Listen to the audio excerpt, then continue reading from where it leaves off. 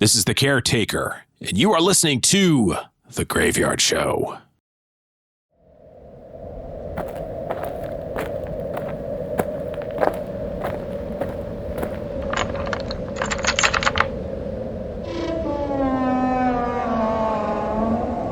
Welcome to the Graveyard.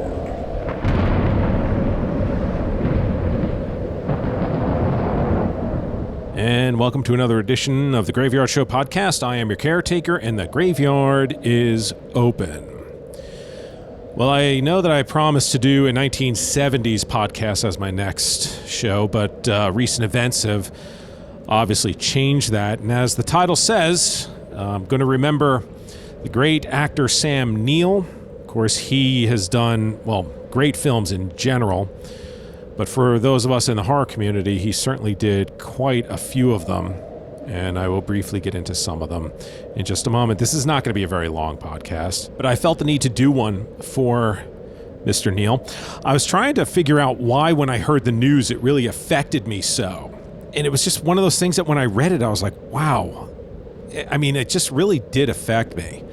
And I think it was one of those things that, for me at least, you know, Sam Neill was one of those actors who you look at as someone that you could relate to, that he could relate to you.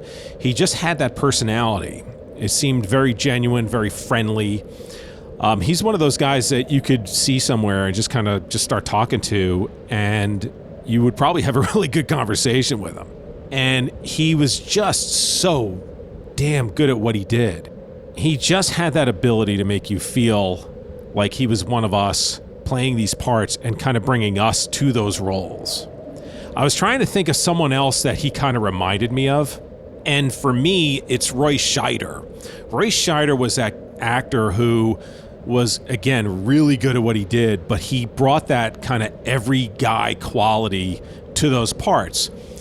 You know, in the 70s and 80s, you know, he was playing cops. Obviously, in Jaws, he was a police officer. Well, he was a police officer in Blue Thunder, too. He really was good at playing cops. You knew that when you saw him that he was bringing an everyman role to that film. It was very different than when you see guys like Arnold and Stallone and, you know, maybe nowadays get Jason Statham, these big action heroes that you look at them and go, oh yeah, well, of course they can do that. You know, actors like Sam Neill and Roy Scheider really did make you believe, because it was as if you or I were put in these positions and you're seeing how they, as their characters, would handle it. I mean, it's amazing when you think about the horror movies that he did, going all the way back to the early 80s with The Final Conflict, or Damien Omen, or The Omen 3, however you want to call it, where he's the older Damien who's a politician. He was so charismatic in that role. So good. I still hear him screaming, Nazarene! Even that last line, you've won, I think it was, you've won nothing, I think is what he said, if I'm remembering it correctly. But anyway, and then right after that, he goes on to do probably the most bizarre of all movies, Possession, which ironically might be remade in 26, 27. But Sam Neill and Isabella Gianni, man, talk about two fantastic actors. If you've not seen Possession, it is a disturbing movie, to say the least. I don't know how it's going to be remade. I don't know if it could be remade like this. Maybe it will be. I hope in a way it is, with a modern twist. But yeah, that movie's just crazy. If you've not seen it, I highly recommend you finding it. And it's a lot easier to find now than it was maybe even 10 years ago, certainly 20 years ago. It was a very hard movie to find, but now you can kind of find it everywhere. But check that out. And then, of course, there's Dead Calm with Nicole Kidman and Billy Zane, one of the great thrillers. Oh, man. I haven't watched that in a while. I got to go back and find that and watch it. And then, of course, The Hunt for Red October, non-horror movie, I know. But, fortunately, a character never got to see Montana. But so good in that, too. And then, of course, the one that everybody mentions is Jurassic Park, of course. I mean, it's one of the great blockbusters of all time. And, Yeah, I mean, you think about that. It's like here he goes from doing a movie like Jurassic Park, and then like right after that, he does a movie like Sirens, which is this low-budget indie movie. And then he's right back into the horror genre with In the Mouth of Madness, which many of us feel is John Carpenter's last great horror movie. And I mean, he made you believe. That's the thing with Sam Neill. He just made you believe, like, again, he was this everyman who was just put in these fantastic positions. And he just had that kind of personality and charisma that it just sucked you right in. And then, of course, Event Horizon, one of the great sci-fi horror movies. And I'm glad to see that that's been getting a lot of push lately. I think it kind of gotten forgotten about back in 97, kind of got lost there. But Event Horizon, one of the all-time greats. And, many, many more movies. I mean, I could sit here and just name a bunch. He wound up going back to the Omen series. I think there was a video game that he did that was a Omen. He did an Omen video game. He voiced for that. Then he was always around the Jurassic Park series. He was in Part 3. He was in the newer ones. He's been doing the video games. And, such a great actor. It's really sad.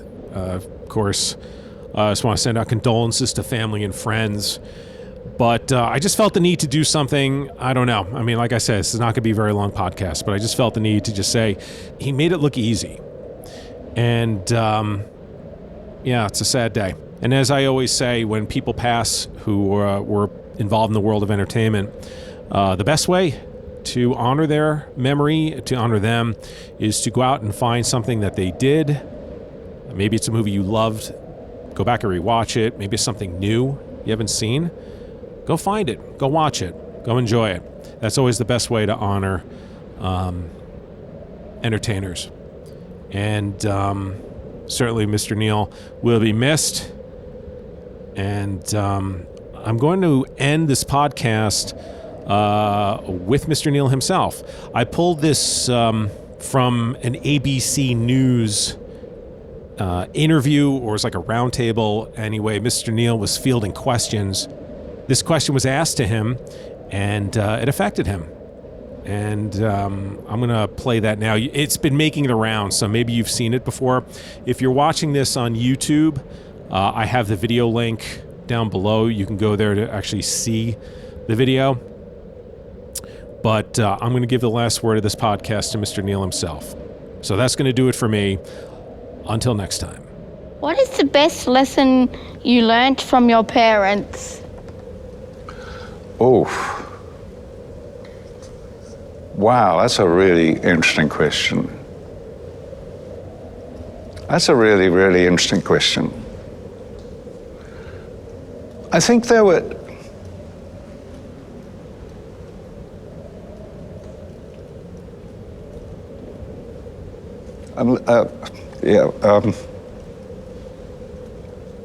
I don't know why that question has moved me so much, but it has.